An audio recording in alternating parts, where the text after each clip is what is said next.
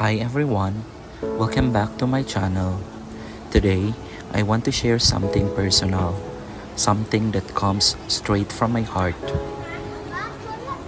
Life has not always been easy for me.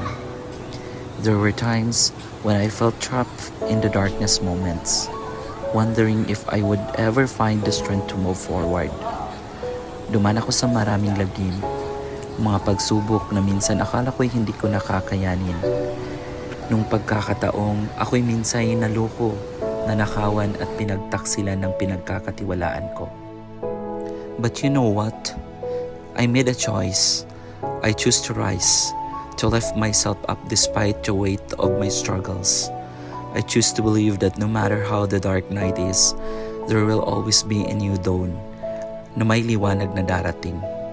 You see, life may not always be kind, but we can choose to be kind to ourselves. We can choose to keep going, to keep dreaming, and to keep fighting for a better tomorrow. To anyone watching this, if you're going through something tough right now, I want you to know that you're not alone. Hindi ka nag-iisa. It's okay to feel pain, but don't let it define you. You have the power to rise above it, to heal, and to rebuild your life. Remember, every step forward, no matter how small, is still progress. And as long as you keep moving, you're on your way to brighter days. Thank you for listening to my story and for being part of this journey. If this message touched your heart, share it with someone who needs to hear it too. Together, let's spread hope, love, and encouragement. Remember, my friend, the light is always there.